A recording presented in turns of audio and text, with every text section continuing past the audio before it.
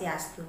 Perkenalkan, nama saya Nimade Devi Andriani Putri, salah satu guru di SMA Negeri 6 Denpasar. Halo anak-anak, bagaimana keadaan kalian semua?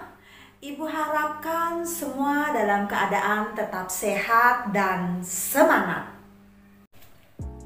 Tadi di awal kalian sudah simak cuplikan gambar yang ibu tayangkan.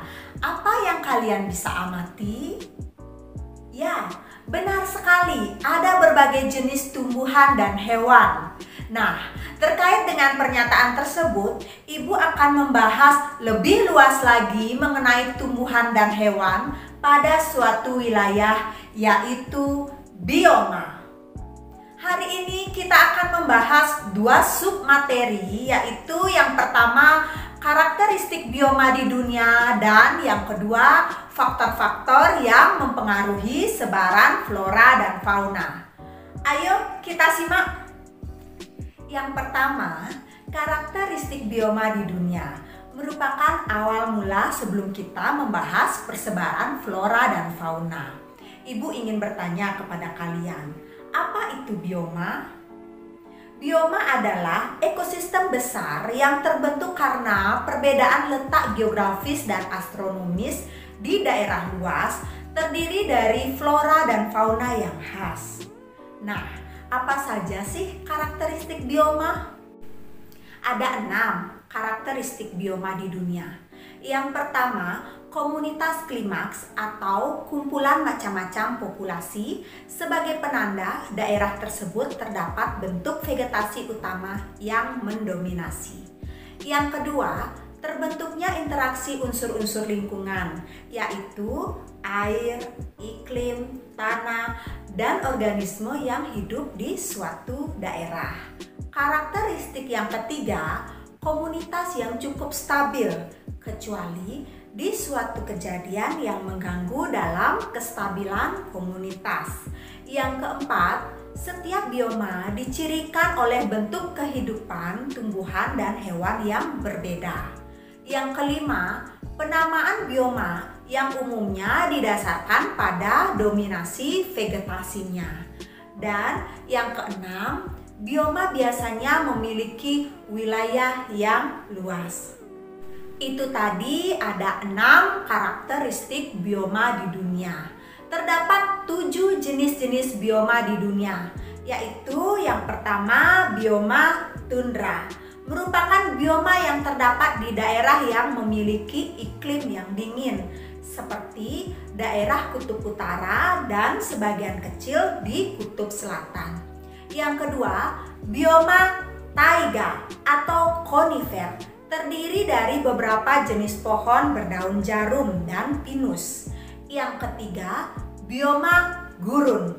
Bioma ini terkenal dengan daerahnya yang minim sekali hujan dan suhu yang sangat ekstrim, sehingga tanaman menjadi sulit untuk hidup.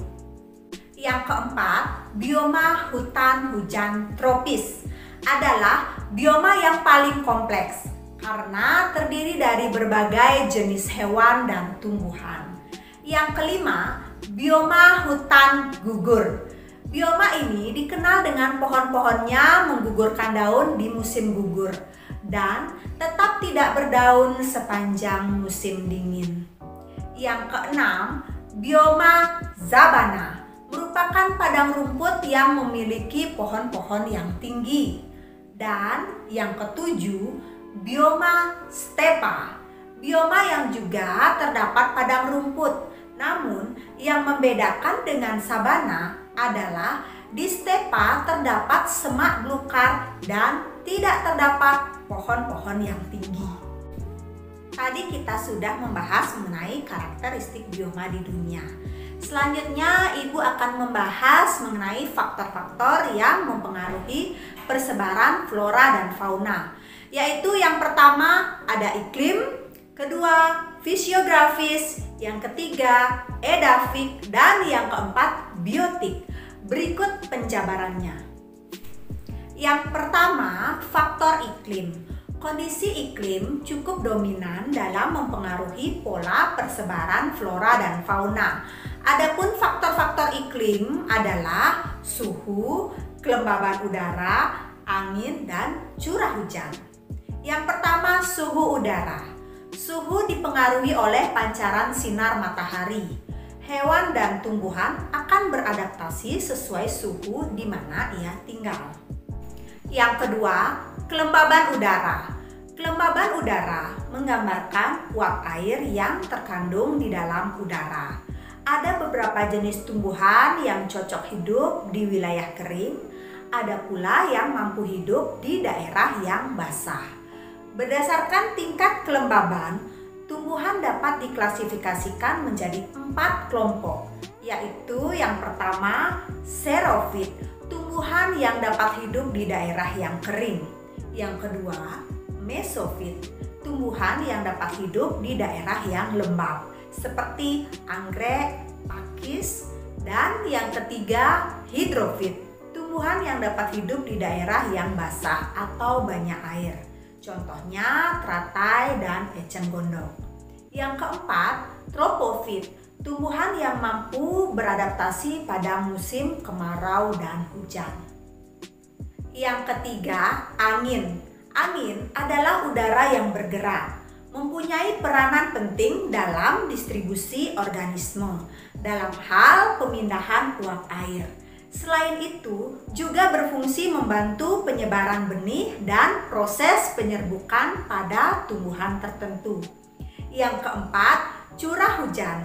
Air merupakan sumber kehidupan.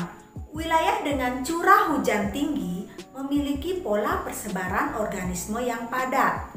Sementara wilayah dengan curah hujan rendah memiliki organisme yang jarang. Itu tadi kita sudah membahas faktor iklim. Yang kedua, faktor fisiografis. Faktor ini erat kaitannya dengan topografi atau ketinggian tempat. Ada beberapa jenis tumbuhan dan hewan yang dapat hidup tergantung pada ketinggian tempat wilayah tersebut. Yang ketiga, faktor edafik. Edafik atau tanah merupakan faktor yang sangat berpengaruh terhadap pertumbuhan flora dan fauna, terutama pada tumbuhan. Karena tanah merupakan media tumbuh suatu tumbuhan.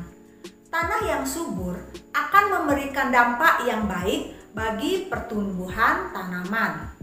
Selain itu, hewan juga akan lebih mudah menemukan makanan jika tanaman di sekitarnya tumbuh subur dan berbuah lebat. Yang keempat, faktor biotik. Faktor biotik terdiri dari 3 komponen, yaitu manusia, hewan, dan tumbuhan. Ketiganya memiliki peran tersendiri terhadap keberlangsungan flora dan fauna. Komponen biotik yang paling berperan sentral terhadap sebaran flora dan fauna di suatu wilayah adalah manusia. Nah, jadi tadi kita sudah membahas ada 6 karakteristik bioma di dunia, 7 jenis-jenis bioma di dunia, dan ada 4 faktor-faktor yang mempengaruhi persebaran flora dan fauna, yaitu iklim, fisiografis, edafik, dan biotik. Untuk pertemuan minggu depan, kita akan membahas materi persebaran jenis-jenis flora dan fauna di Indonesia dan dunia. Terima kasih atas perhatiannya dan sampai jumpa dalam pertemuan berikutnya. Om Santi Santi Santi Om.